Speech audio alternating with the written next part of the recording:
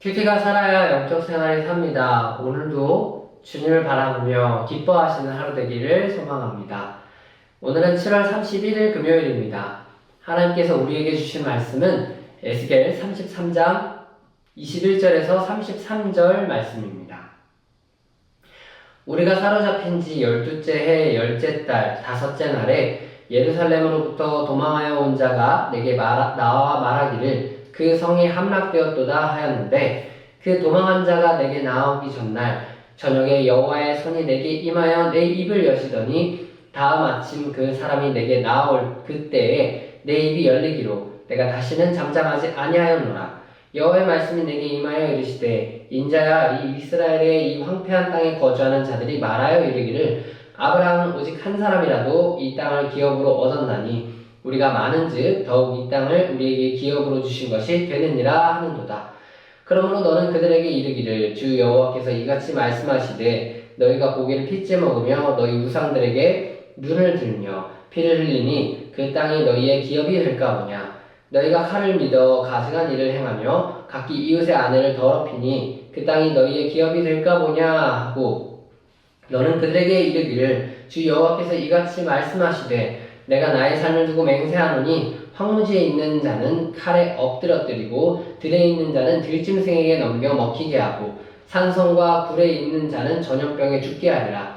내가 그 땅이 황무지와 공포의 대상이 되게 하고 그 권능의 교만을 그치게 하리니 이스라엘의 산들이 황폐하여 지나갈 사람이 없으리라.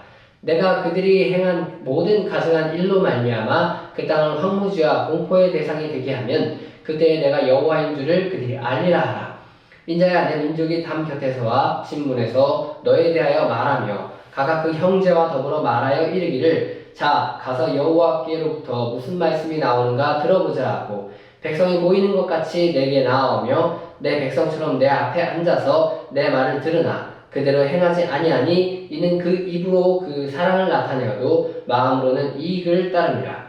그들은 내가 고운 음성으로 사랑의 노래를 하며 음악을 잘하는 자같이 여겼나니 내 말을 듣고도 행하지 아니하거니와 그 말이 응하리니 응할 때에는 그들이 한 선지자가 자기 가운데에 있었음을 알리라. 아멘. 오늘 읽은 에스겔 본문 말씀은 에스겔이 사로잡혀간 지 12째 되는 해, 유다가 멸망한 지 1년 6개월쯤 지난 후 주전 585년 1월로 추정되는 날입니다. 오늘 말씀 21절을 보니 이때 예루살렘으로부터 도망한 사람이 에스겔에게 찾아와 성이 멸망했다고 전했습니다. 그러자 이 이야기를 다 들은 에스겔에게 주님이 할 말을 강력하게 주셨습니다. 에스겔은 그때의 기억을 이렇게 표현합니다. 여호와의 손이 내게 임하여 내 입을 열었다 라고 말합니다. 이는 마치 성령이 역사하시는 것과 같은 현상이죠. 에스겔은 성령이 역사하신 대로 자기 입을 주장하시는 여호와의 말씀을 따라서 선포하게 됩니다. 그 모든 내용의 핵심을 보면, 먼저 예루살렘이 멸망한 후 그 땅에 남은 이스라엘 백성은 어떤 기조를 가지고 있었는지를 하나님은 신앙적으로 풀어서 설명을 해주십니다.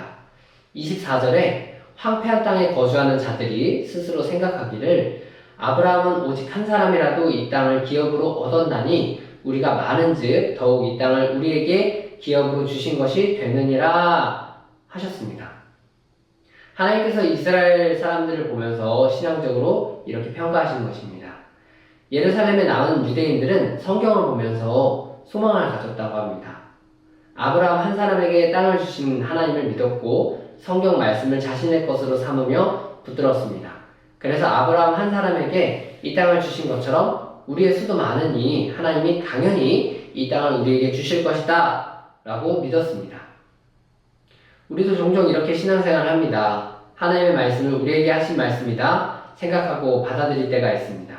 그래서 그 말씀 붙들고 살아갈 때가 있습니다. 그러나 하나님께서는 에스겔에게 정말 놀랍도록 반전의 이야기를 하십니다. 28절 말씀이 핵심인데요.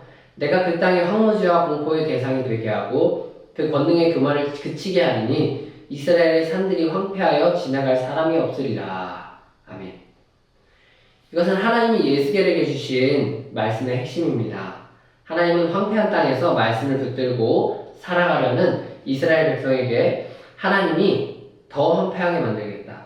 모든 것을 무너뜨릴 것이다. 라고 말씀하신다고 합니다. 이것은 우리의 신앙생활에서도 정말 큰 반향이 되어야 하는 부분입니다. 이스라엘 백성은 절망 가운데 말씀을 붙들고 살려고 했습니다. 이것이 우리의 신앙생활과 참 비슷하죠. 하지만 하나님께서는 그렇게 하기 전에 먼저 영적 상태부터 보라고 하십니다. 남아있는 이스라엘 백성은 실제로는 하나님을 의지하지 않고 칼을 의지했습니다. 그들은 하나님 말씀을 어기고 고기를 핏째 먹고 우상을 섬겼습니다. 그리고 가증한 일을 행했습니다. 그러면서 동시에 성령 말씀을 의지했습니다. 그리고 이들은 에스겔을 찾아와 하나님이 어떻게 말씀하실지를 듣는 백성이다 라고 주님은 표현하십니다. 그러나 여기서 또한 놀랍게도 31절 말씀과 같이 하나님 말씀을 들으려고 우리가 몰려와 들어도 주님의 말씀을 듣고는 행하지 않을 거다라고 말씀하십니다. 왜냐하면 입으로는 사랑을 표현해도 마음으로는 이 세상 욕심만을 따르는 사람이기 때문입니다. 하나님이 에스겔을 통해 이스라엘 백성에 허락하신 것은 성경 말씀을 너희의 것으로 붙들기 전에 영적 상태를 보라고 말씀하시는 것입니다. 그리고 하나님이 이스라엘 백성의 영적 상태를 진단하신 것은 교만입니다. 이스라엘 백성의 성경 말씀을 붙들고 사는 것은 교만의 한 형태입니다. 그들은 하나님 말씀을 따릅니다. 듣기도 합니다. 성경을 가지고 삶의 소망을 가지기도 합니다. 하지만 마음으로 하나님을 사랑하지도 따르지도 않습니다. 그저 신앙생활이 자신의 유익이 되는 것만 품고 살려고 합니다. 이것이 교만의 한 형태입니다. 하나님은 이런 사람에게 오늘도 똑같이 선포하실 수 있습니다. 헛된 소망 가지고 말씀 붙들고 살지 말아라. 그러니 우리는 늘 이러한 신앙에 빠지지 않도록 영적으로 주님 앞에 깨어 있어야 합니다. 깨어 있지 않으면 우리는 스스로 영적 상태를 도저히 진단할 수 없습니다. 그리고 교만하게 됩니다. 그리고 우리는 반드시 깨어 있어야 주님 앞에 스스로를 낮추고 겸손할 수 있습니다. 오늘 에스겔을 통해 이스라엘 백성의 영적 상태를 보건대 말씀을 보며 소망을 품는 것이 영적으로 깨어있는 건 아닙니다. 언제나 하나님 앞에 겸손하고 낮은 마음으로 간구하여 진실된 하나님의 음성을 들을 수 있는 자가 바로 영적으로 깨어있는 그리스도인입니다. 저와 여러분이 그렇게 될 수 있도록 오늘도 우리가 늘 주님 앞에 해야 되는 것은 겸손입니다. 우리 다 같이 주님 앞에 겸손해지기를 소망합니다. 성경 말씀을 깨닫고 해석하여 자기의 삶에 적용하고 소망을 갖는 것도 교만한 사람의 한 형태임을 우리는 성경을 통해 보았습니다. 하지만 그런 사람에게 하나님은 결코 소망이 되지 않으십니다. 우리 하나님은 우리의 삶에 소망이 되셔야 하는데 말씀을 붙들고 사는 사람에게도 소망이 되지 않으셨습니다. 저는 간절히 바라기를 하나님은 제 삶의 소망이 되어주시기를 바랍니다. 그러려면 겸손하고 또 겸손하고 겸손해야 합니다. 진심으로 주님을 사랑하고 마음으로 세상 유익을 따르지 않고 주님을 따르겠다라고 스스로 결심해야 됩니다.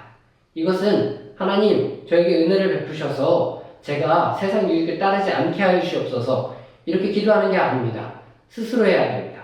제가 하나님을 따르겠습니다. 세상 것을 버리고 주님을 실제로 따라야 합니다. 하나님은 그렇게 스스로 마음을 낮추는 사람을 좋아하십니다.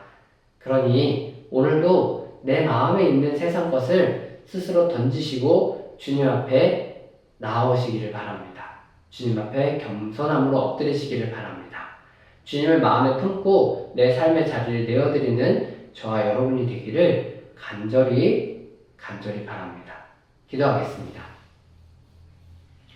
주님, 에스겔의 말씀을 보건대 하나님의 말씀을 들으려고 찾아오고 하나님의 말씀을 자기들의 삶의 소망으로 품고 붙들고 의지하며 살아가는 것도 때로는 교만한 마음에서 나오는 것일 수 있음을 우리는 보게 됩니다.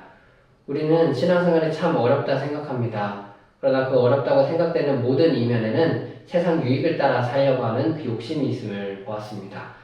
그것을 다 내려놓고 주님 앞에 겸손함으로 살 수 있도록 주님 우리에게 영적인 깨달음을 허락하여 주시고 하나님 아버지께서 우리에게 날마다 은혜를 더하여 주시옵소서. 그래야 우리가 그 은혜의 맛에 이끌려 은혜의 향기에 이끌려 우리의 모든 세상 욕심을 더해 던지고 주님 앞에 나와서 겸손한 마음으로 살아갈 수 있는 그리스도인 될 수 있도록 오늘도 우리를 인도하여 주시옵소서. 감사합니다. 예수님의 이름으로 기도합니다. 아멘. 이제 말씀과 기도 제목을 가지고 함께 기도하겠습니다.